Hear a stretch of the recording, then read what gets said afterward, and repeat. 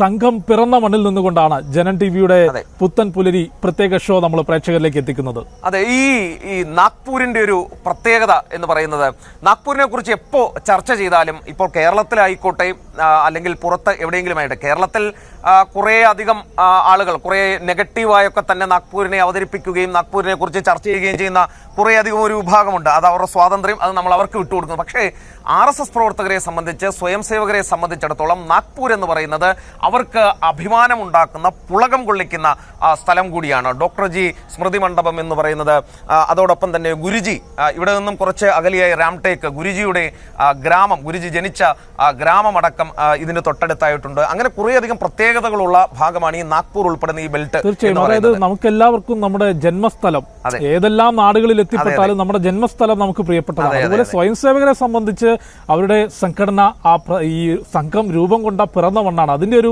വൈകാരികത അത് പലപ്പോഴും നമ്മൾ ചില മുദ്രാവാക്യങ്ങളിലെല്ലാം നമ്മൾ കേട്ടിട്ടുള്ളതാണ്. അതുകൊണ്ട് തന്നെ നാഗ്പൂരിനെ സംബന്ധിച്ച് ഒരു അതിവൈകാരികത, അത് നേരിട്ട് കാണാത്ത അല്ലെങ്കിൽ ഈ കേന്ദ്ര കാര്യാലയത്തിൽ എത്താത്ത ആളുകൾക്ക് പോലും, സ്വയം സേവകരായിട്ടുള്ള ആളുകൾക്ക് എപ്പോഴും നാഗ്പൂർ എന്നുള്ളത് ഒരു വൈകാരിക ഒരു കാര്യമുണ്ട് ജിഷ്ണു.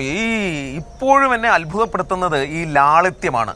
അതായത് നമ്മൾ കടന്നു വരുമ്പോൾ, സാധാരണഗതിയിൽ ഒരു RSSന്റെ ഒരു കേന്ദ്ര ആസ്ഥാനത്തിലേക്ക് കടന്നു വരുമ്പോൾ നമ്മൾ കാണേണ്ടതായ ഒരു വലിയ തോതിലുള്ള സുരക്ഷാ സംവിധാനം, ആളുകൾ കൂടി നിൽക്കുന്നത്, നാളെ ഇവിടെ ഒരു വലിയ പരിപാടി കൂടി നടക്കാൻ പോകുന്ന, അതിന്റെ അലങ്കാരം, 100ാം വർഷം നടക്കുന്നു, ഇതൊക്കെ പ്രതീക്ഷിച്ചിട്ടാണ് നമ്മൾ നാഗ്പൂരേക്ക് വന്നത്. പക്ഷേ സംഘം എന്താണോ വിഭാവനം ചെയ്തത്, ഏറ്റവും ലാളിത്യം നിറഞ്ഞ ജീവിതം, അത് അവർ സംഘത്തിന്റെ പ്രവർത്തകരിലൂടെ, പ്രചാരകന്മാരിലൂടെ, കാര്യകർത്താക്കളിലൂടെ ഈ സമൂഹത്തിന് എന്താണോ കാണിച്ചു കൊടുത്തത്, അതേപോലെ ഈ 100ാം വർഷവും സംഘം അത് നാഗ്പൂരിലെത്തിയാൽ, ആ കാര്യാലയത്തിലെത്തിയാലും കേന്ദ്ര കാര്യാലയത്തിലെത്തിയാലും നമുക്കത് വൃത്തിയായി കാണാൻ സാധിക്കുന്നുണ്ട് എന്നുള്ളതാണ് ഏറ്റവും പ്രത്യേകത. നാളെ ഒരു വലിയ പരിപാടി നടക്കുകയാണെങ്കിലും അതിന് നിശ്ചയിച്ച ചില ആളുകളുണ്ട്, അവരവരുടെ ജോലി ചെയ്യുന്നു അല്ലെങ്കിൽ അവരുടെ കർത്തവ്യം നിർവഹിച്ചു പോകുന്നു. അതിനപ്പുറത്തേക്ക് ഒരു ബഹളവും നമുക്ക് നാഗ്പൂരിലെ ഈ കേന്ദ്ര കാര്യാലയത്തിൽ കാണാൻ സാധിച്ചില്ല.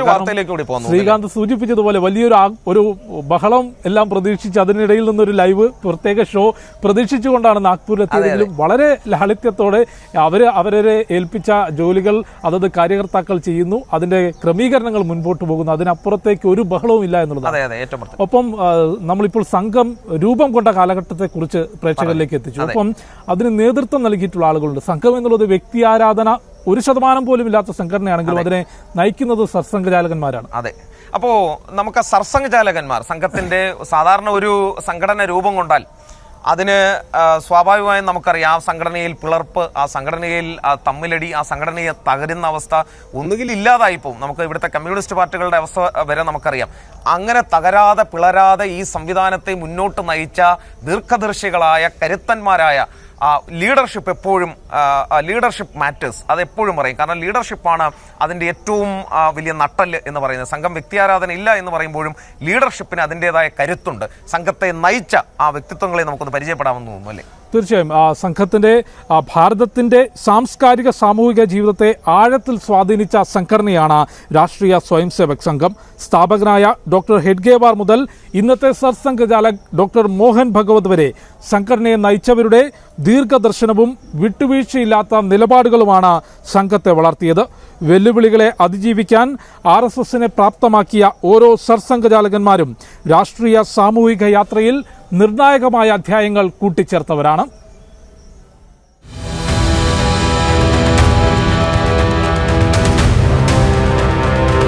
ആശയവും ആചരണവും കൊണ്ട് ലക്ഷക്കണക്കിന് ദേശസ്നേഹികളായ സ്വയം സേവകരുടെ ജീവിതം രൂപപ്പെടുത്തുകയായിരുന്നു ഡോക്ടർ കേശവ് ബൽറാം ഹെഡ്ഗേവാർ മുതൽ ഡോക്ടർ മോഹൻ ഭഗവത് വരെ RSSനെ നയിച്ചവർ.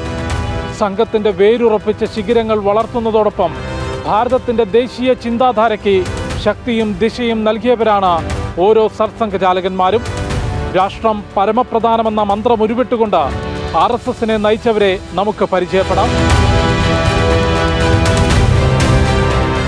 സ്വാതന്ത്ര്യം നേടുക മാത്രമല്ല, രാജ്യം ശക്തമായി ഒരുമിച്ച് നിൽക്കേണ്ടതും അനിവാര്യതയാണെന്ന ഡോക്ടർ കേശവ ബൽറാം ഹെഡ്ഗേവാർ എന്ന ഡോക്ടർജിയുടെ ദർശനത്തിലൂടെയാണ് RSSന്റെ രൂപീകരണം. 1925 നാഗ്പൂരിൽ RSSന് രൂപം നൽകിക്കൊണ്ട് ഒരു കൂട്ടം ദേശസ്നേഹികളെ വളർത്തിയെടുക്കാനാണ് ഡോക്ടർജി പരിശ്രമിച്ചത്.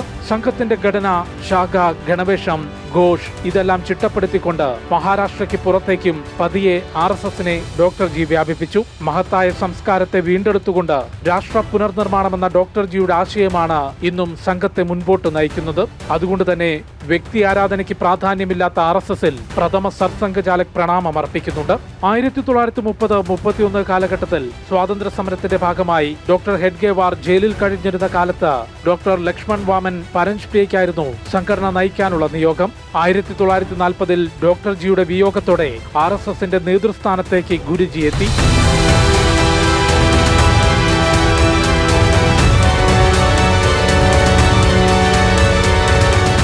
ഡോക്ടർ ജി സ്ഥാപിച്ച പ്രസ്ഥാനത്തെ രാജ്യവ്യാപകമായി വളർത്തിയത് സ്വയം സേവകർ ബഹുമാനത്തോടെയും സ്നേഹത്തോടെയും ഗുരുജി എന്ന് വിളിക്കുന്ന മാധവ സദാശിവ ഗോൾവാർക്കറാണെന്ന് വിലയിരുത്താം. ബനാറസ് ഹിന്ദു സർവകലാശാലയിലെ പഠനവും അവിടെ തന്നെ പ്രൊഫസറായുള്ള ജീവിത കാലഘട്ടത്തിൽ തന്നെ ഹിന്ദു സംസ്കാരവും രാഷ്ട്രബോധവും മനസ്സിൽ നിറഞ്ഞിരുന്ന ഗുരുജി ഡോക്ടർ ജിയുമായി അടുത്തതോടെയാണ് സംഘപ്രവർത്തനങ്ങളിൽ സജീവമായത്. 33 വർഷത്തോളം സർസംഘചാലകായിരുന്ന ഗുരുജി രാജ്യത്തുടനീളം യാത്ര ചെയ്തുകൊണ്ട് സംഘാദർശം പകർന്നു നൽകി ശാഖകളുടെ എണ്ണം വർദ്ധിപ്പിച്ചു.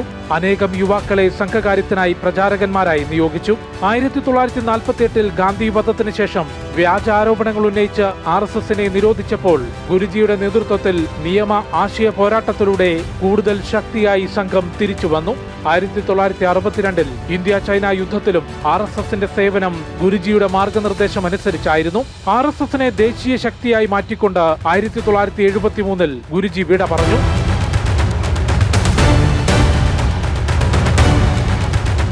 1973 മുതൽ 94 വരെ ബാലാസാഹേബ് ദേവറസ് RSSനെ നയിച്ചു. സാമൂഹിക സൗഹാർദ്ദമെന്ന ലളിതമായ എന്നാൽ ശക്തമായ ആശയത്തിൽ ഊന്നിക്കൊണ്ടായിരുന്നു അദ്ദേഹത്തിന്റെ പ്രവർത്തന രീതി. ജാതി വ്യത്യാസങ്ങൾ രാജ്യത്തിന്റെ കൂട്ടായ്മയ്ക്കുള്ള വെല്ലുവിളിയാണെന്ന് വ്യക്തമാക്കിക്കൊണ്ട് സംഘത്തെ സാമൂഹിക പരിഷ്കരണ പ്രവർത്തനങ്ങളിലൂടെ നയിച്ചു. 75-ൽ അടിയന്തരാവസ്ഥയുടെ കാലത്ത് ഏകാധിപത്യ ഭരണത്തിനെതിരെ അടിയുറച്ച പ്രവർത്തനങ്ങൾ, നിരോധനത്തെ അതിജീവിച്ചുകൊണ്ട് ജനാധിപത്യ സംരക്ഷണത്തിനുള്ള ശക്തമായ നീക്കങ്ങളും ബാലാസാഹേബ് ദേവറസ് ജിയുടെ നേതൃത്വത്തിലായിരുന്നു. 80കളുടെ അവസാനത്തിൽ രാം ജന്മഭൂമി മുന്നേറ്റത്തിന്റെ ആത്മാവായും സംഘം നിലകൊണ്ടു.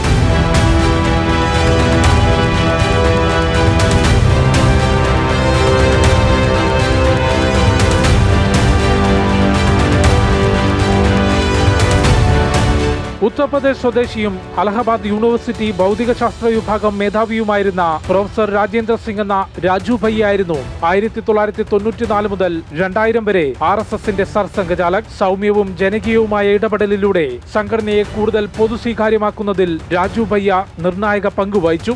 സ്വയം സേവകരോട് സൗഹാർദ്ദ ബന്ധം പുലർത്തിക്കൊണ്ടായിരുന്നു അദ്ദേഹത്തിന്റെ പ്രവർത്തനങ്ങൾ. അടൽ ബിഹാരി വാജ്പേയി സർക്കാർ കേന്ദ്രത്തിൽ അധികാരത്തിലേറുന്നതും രാജു ഭയ്യ സംഘത്തെ നയിക്കുമ്പോഴാണ്.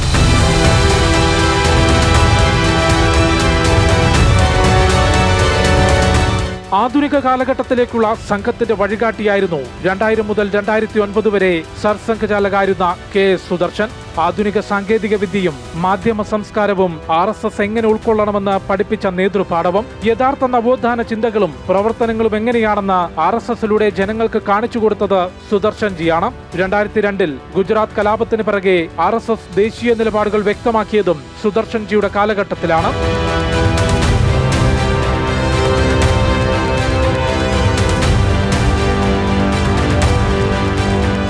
സംഘം സമകാലിക സാഹചര്യങ്ങളോട് ചേർന്ന് പ്രവർത്തിക്കണമെന്ന നിലപാടോടെയാണ് 2009 മുതൽ ഡോക്ടർ മോഹൻ ഭഗവത് സംഘത്തെ ചലിപ്പിക്കുന്നത്.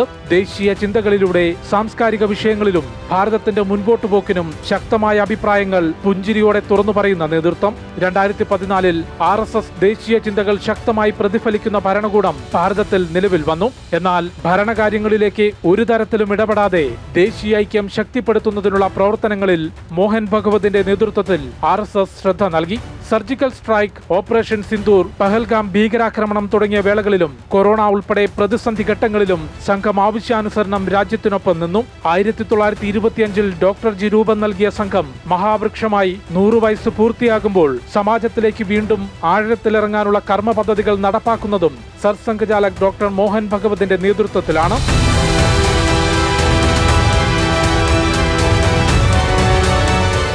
ജനം, ഡൽഹി. RSSനെ നയിച്ചവരെ കുറിച്ച് അല്ലെങ്കിൽ ഡോക്ടർ ജി മുതൽ ഡോക്ടർ മോഹൻ ഭഗത് വരെ RSSന്റെ സർസംഘചാലകന്മാരെ കുറിച്ചുള്ള ഒരു വിവരണമാണ് പ്രേക്ഷകർ കണ്ടത്. അപ്പോൾ ജിഷ്ണു, നമ്മൾ ഈ സർസംഘചാലകന്മാരെ കുറിച്ചൊന്ന് പരിശോധിച്ചാൽ, അവരുടെ ആ ഒരു യാത്ര അതൊന്ന് പരിശോധിച്ചാൽ, ഡോക്ടർ ജി ഇതിന് ബീജാവാപം നൽകിയ സർസംഘചാലകമാണ്. ഈ സംഘടനയ്ക്ക് രൂപം നൽകി ഈ സംഘടനയിലേക്ക് ആളുകളെ ചേർത്ത് ഈ സംഘടന കെട്ടിപ്പടുത്ത ആദ്യഘട്ടത്തിൽ ഇതിന് രൂപം നൽകി കെട്ടിപ്പടുത്ത വ്യക്തി എന്ന നിലയിലാണ് ഡോക്ടർ ജി ഓർമ്മിക്കപ്പെടുന്ന കാര്യം. കാരണം അദ്ദേഹമാണ് ഇതിന്റെ ഊടും പാവും നെയ്ത വ്യക്തി. പക്ഷേ എന്തായിരിക്കണം ഈ സംഘടന, അല്ലെങ്കിൽ 100 അല്ല ഇനി 1000 വർഷം കഴിഞ്ഞാലും എന്തായിരിക്കണം ഈ സംഘടനയുടെ ലക്ഷ്യം, ആശയം എന്നുള്ളത് വളരെ കൃത്യമായി രേഖപ്പെടുത്തിക്കൊണ്ട് ഇതിന്റെ ഒരു ചട്ടക്കൂടുണ്ടാക്കി അതിനെ മുൻപോട്ട് നയിച്ച അല്ലെങ്കിൽ അതിന് വിത്തിട്ട വ്യക്തി അതിന്റെ പൂജനീയ സർസംഘചാലകമാണ്. ഉറപ്പായിട്ടും. ഇനി ഗുരുജിയിലേക്ക് വരികയാണെങ്കിൽ, MS ഗോൾവൽക്കർ അദ്ദേഹത്തിലേക്ക് ഗുരുജിയിലേക്ക് വരികയാണെങ്കിൽ പ്രത്യേകത എന്ന് പറയുന്നത്, ഈ സംഘടനയെ ഈ രാജ്യമാസകലം, ഇത് നാഗ്പൂരിലെ അല്ലെങ്കിൽ മഹാരാഷ്ട്രയിലെ ഒരു സംഘടന എന്നതിനപ്പുറം രാജ്യമാസകലം ഈ സംഘടനയെ വളർത്തിയെടുത്തതിൽ നിർണായക പങ്കുവഹിച്ചത് അത് ഗുരുജിയുടെ കാലത്താണ്. മാത്രമല്ല നിരവധിയായ പ്രതിസന്ധികളെ നേരിട്ട് പോലും മുന്നോട്ട് പോകാൻ സാധിച്ചു. വിഭജനമടക്കം അദ്ദേഹത്തിന്റെ കാലത്താണ് സംഭവിച്ചതെന്ന് ഓർക്കണം. അതായത് അതൊരു സ്വയം സേവകർക്കിടയിൽ അല്ലെങ്കിൽ ഇത്തരത്തിൽ സംഘവുമായി ബന്ധപ്പെട്ട് പറയുമ്പോൾ സംഘം സ്ഥാപിച്ചത് ഡോക്ടർ ജിയും വളർത്തിയത് ഗുരുജിയുമാണ് എന്ന് വളരെ കൃത്യമായ ഒരു വിലയിരുത്തലുണ്ട്. അതായത് രാജ്യം മുഴുവൻ യാത്ര നടത്തി, പ്രഭാഷണ പരമ്പരകൾ, ആരെയെല്ലാം ചേർത്ത് നിർത്താൻ സാധിക്കുമോ അവരെയെല്ലാം ചേർത്ത് നിർത്തി, യുവാക്കളായിട്ടുള്ള ആളുകളെ സംഘപ്രചാരകരായി നിയോഗിച്ചുകൊണ്ട് സംഘകാര്യങ്ങൾക്ക് വേണ്ടി വിവിധ മേഖലകളിൽ നിയോഗിച്ചു. അത്തരത്തിൽ ഡോക്ടർ ജി സംഘം സ്ഥാപിച്ചു, ഗുരുജി ആ സംഘത്തെ രാജ്യവ്യാപകമായി എത്തിച്ചു എന്നുള്ളതാണ്. അതിനുമപ്പുറം അധികായന്മാരായിരുന്നു ആ സമയത്ത് ഗുരുജിക്ക് നേരിടേണ്ടി വന്നിരുന്നത്. ജവഹർലാൽ നെഹ്റു, സർദാർ പട്ടേൽ അടക്കമുള്ള ആളുകൾ രാജ്യത്തിന് സ്വാതന്ത്ര്യം കിട്ടുന്ന സമയം, വിഭജനം, ഹിന്ദുക്കളുടെ വലിയ പലായനം, ഈസ്റ്റ് പാകിസ്ഥാനിൽ നിന്നും വെസ്റ്റ് പാകിസ്ഥാനിൽ നിന്നുള്ള ഹിന്ദുക്കളുടെ കൂട്ടപ്പലായനം, അതിനെ കൈകാര്യം ചെയ്യേണ്ട സാഹചര്യം, യൂണിഫിക്കേഷൻ ഓഫ് ഇന്ത്യ, ഇതിലെല്ലാം തന്നെ ഗുരുജിയുടെ ഒരു ഇടപെടലുകൾ ഉണ്ടായി എന്നുള്ളതാണ് ഏറ്റവും പ്രധാനപ്പെട്ട കാര്യം. ഇനി മൂന്നാം സർസംഘചാലകരിലേക്ക് പോവുകയാണെങ്കിൽ ദേവറസ് ജി ആയിരുന്നു. ദേവറസ് ജിയെ സംബന്ധിച്ച് എടുത്തു പറയുകയാണെങ്കിൽ ഏറ്റവും അടിത്തട്ടിലേക്ക്, ഏറ്റവും താഴെത്തട്ടിലേക്ക്, ഏറ്റവും പിന്നാക്കക്കാരനിലേക്ക്, ഏറ്റവും സർവ്വസാധാരണക്കാരിലേക്ക്, കുടിലുകളിലേക്ക് ഇറങ്ങിച്ചെന്ന, അവരെ ചേർത്ത് നിർത്തുന്ന, ഹൃദയത്തോട് ചേർക്കുന്ന, സംഘടനയോട് ചേർക്കുന്ന ഇത്രയും വലിയൊരു സംഘാടകൻ ഈ രാജ്യത്ത് മുൻപുണ്ടായിട്ടുണ്ടോ എന്ന് ചോദിച്ചാൽ അത് ഉണ്ടാകാനിടയില്ല എന്നുള്ളതാണ് ജിഷ്ണു. കാരണം ദേവറസ് ജിയുടെ ഏറ്റവും വലിയ പ്രത്യേകത കൂടി അതായിരുന്നു. അദ്ദേഹം സാധാരണക്കാരനിടയിലേക്ക് ഇറങ്ങിച്ചെന്ന സർസംഘചാലക് എന്ന രീതിയിലാണ് അറിയപ്പെടുന്നത്. അതായത് കുടിലുകളിലായിരുന്നു അദ്ദേഹം ഉണ്ടായിരുന്നത്. സാമൂഹിക പരിവർത്തനം ഉണ്ടാകേണ്ടത് അത് ഈ നാട്ടിലെ ഏറ്റവും അടിസ്ഥാന ജനവിഭാഗത്തിൽ നിന്നാണ് എന്ന് നമ്മളെ ബോധ്യപ്പെടുത്തിയ സർസംഘചാലക, അതും വെറുതെ പറഞ്ഞല്ല, സ്വന്തം ജീവിതം കൊണ്ട് ബോധ്യപ്പെടുത്തിയ സർസംഘചാലകായിരുന്നു അദ്ദേഹം. അതായത് യഥാർത്ഥ നവോത്ഥാന പ്രവർത്തനങ്ങൾ എന്താണ്, സാമൂഹിക പരിഷ്കരണം എന്നുള്ളതിന്റെ അർത്ഥം എന്താണ് എന്നുള്ളത് സംഘത്തിലൂടെ കാണിച്ചു കൊടുത്തിട്ടുള്ള സർസംഘചാലക.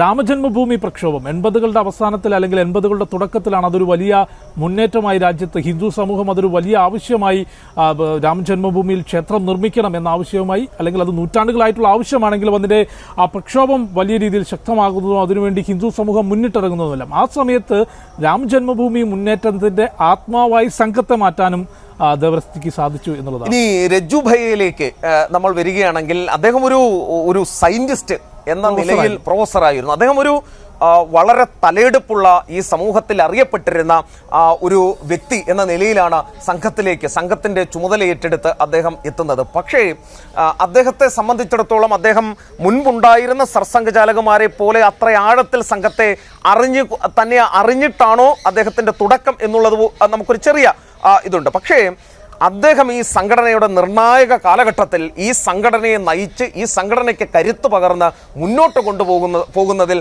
പ്രൊഫസർ രാജേന്ദ്ര സിംഗ് എന്ന രജ്ജു ഭയ്യയ്ക്ക് സാധിച്ചു എന്ന കാര്യത്തിൽ ഒരു സംശയവും വേണ്ട. കാരണം അത്ര ഗംഭീരമായ ആ പ്രവർത്തനം അദ്ദേഹത്തിന്റെ ഭാഗത്തുനിന്നും നമുക്ക് കാണാൻ സാധിച്ചു. ഇനി അടുത്ത സർസംഘചാലകിലേക്ക് പോയാൽ സുദർശൻ ജി.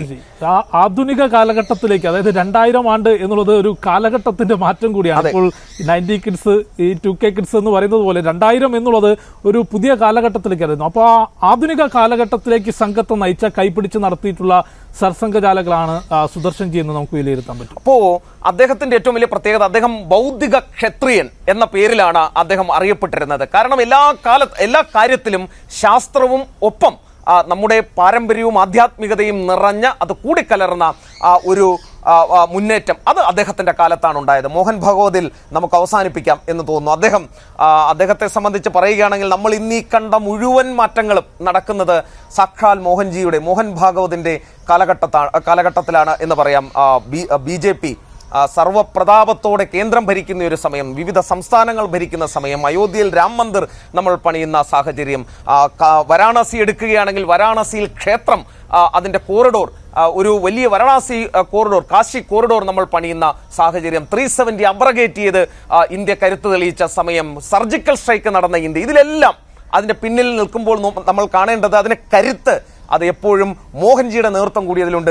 നട്ടല് സംഘമായിരുന്നെങ്കിൽ പോലും ഒരിക്കൽ പോലും ഈ ഭരണകാര്യങ്ങളിലേക്ക്, അത് കേന്ദ്രത്തിൽ സംബന്ധിച്ച് RSSന്റെ ചിന്താധാരയാണ് സത്യത്തിൽ 2014 ഭരണമാറ്റത്തിൽ ഭാരതത്തിൽ ഉണ്ടായിട്ടുള്ളത്. എന്നാൽ ഒരു കാരണവശാലും ആ ഭരണകാര്യങ്ങളിൽ ഇടപെടാതെ സംഘകാര്യങ്ങൾ മുൻപോട്ട് കൊണ്ടുപോകുക എന്നതിൽ മോഹൻജി വിജയിച്ചു എന്നുള്ളത്. അത് ഈ ഡൽഹിയിൽ വെച്ച് നടന്ന പരിപാടിയിൽ വെച്ച് മോഹൻജിയോട് ഒരു ചോദ്യമായിട്ട് അത് വരികയും ചെയ്തിരുന്നു. RSS ഈ ഭരണ സംബന്ധമായ കാര്യങ്ങൾ, BJP അധ്യക്ഷനെ തെരഞ്ഞെടുക്കുന്നതിൽ RSSന്റെ റോള് സംബന്ധിച്ചൊരു ചോദ്യം വന്നപ്പോൾ അദ്ദേഹം അതിന് കൃത്യമായ മറുപടി നൽകി. BJP അവരുടെ പണി കൃത്യമായി ചെയ്യുന്നുണ്ട്. അവർ പൊളിറ്റിക്സ് അവർക്ക് നന്നായി അറിയാവുന്ന പണിയാണ്, അത് അവർ വൃത്തിയായി ചെയ്യുന്നുണ്ട്. ഞങ്ങൾക്കറിയാവുന്നത് ശാഖ നടത്തുക, എനിക്കറിയാവുന്നത് ശാഖ നടത്തുക എന്നുള്ളതാണ്, അത് ഞാൻ വൃത്തിയായി ചെയ്യുന്നുണ്ട്.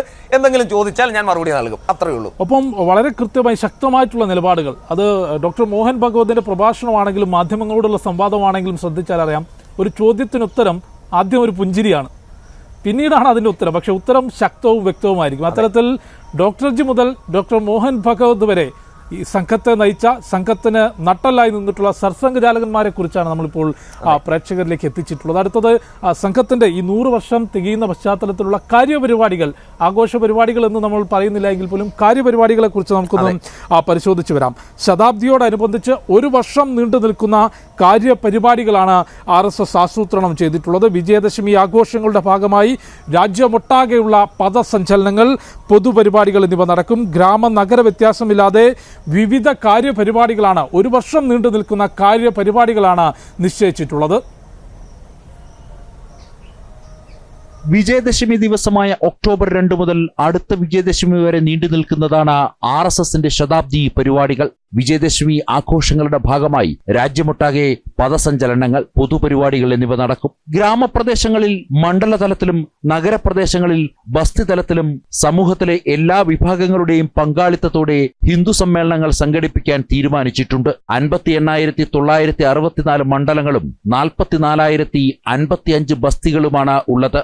ഈ സമ്മേളനങ്ങളിൽ കുടുംബ പ്രബോധൻ, പരിസ്ഥിതി, പൗരബോധം, സാമാജിക സമരസത, സ്വദേശി തുടങ്ങിയ വിഷയങ്ങളിൽ ചർച്ചകൾ നടക്കും. സാമൂഹിക ഐക്യം വളർത്തുന്നതിനായി ഖണ്ഡ് നഗർ തലത്തിൽ 11,360 കേന്ദ്രങ്ങളിൽ സാമാജിക സദ്ഭാവന യോഗങ്ങൾ സംഘടിപ്പിക്കും. രാജ്യത്താകെ 924 സംഘ ജില്ലകളുണ്ട്. ഈ ജില്ലാ കേന്ദ്രങ്ങളിൽ വിവിധ മേഖലകളിൽ പ്രമുഖരായവരെ പങ്കെടുപ്പിച്ചുകൊണ്ട് സെമിനാറുകൾ നടത്തും. രാജ്യമാകെ നടക്കുന്ന ഗ്രഹസമ്പർക്കത്തിലൂടെ എല്ലാ ഗ്രാമങ്ങളിലെയും നഗരങ്ങളിലെയും പരമാവധി വീടുകളിൽ സംഘ സന്ദേശം എത്തിക്കാൻ RSS പദ്ധതിയിട്ടിട്ടുണ്ട്. സമഗ്രമായ സാമൂഹിക സംയോജനം വളർത്തിയെടുക്കുന്നതിനായി എല്ലാവരെയും ഉൾക്കൊള്ളുന്ന പ്രചാരണമാണ് ശതാബ്ദി പരിപാടികളുടെ പ്രധാന ലക്ഷ്യം. പഞ്ചപരിവർത്തനത്തിന്റെ അടിസ്ഥാന മൂല്യങ്ങൾ ശതാബ്ദിയിലെ എല്ലാ പരിപാടികളിലൂടെയും സമൂഹത്തിലേക്ക് എത്തിക്കുകയെന്നതും 100ാം വർഷത്തെ ആഘോഷ പരിപാടികളുടെ ഭാഗമാണ്. ജനം, ഡൽഹി. 100ാം വർഷത്തിലെ കാര്യപരിപാടികളാണ്, വിവിധ കാര്യപരിപാടികളാണ്. അത് പദസഞ്ചലനവും പൊതുപരിപാടിയും വിജയദശമി ദിനത്തിൽ എല്ലാ വർഷവും സംഘം നടക്കുന്നതാണ്. അതിനു പുറമെ എന്തെല്ലാം കാര്യപരിപാടികൾ സംഘം നിശ്ചയിച്ചിട്ടുണ്ട് എന്നുള്ളതാണ്.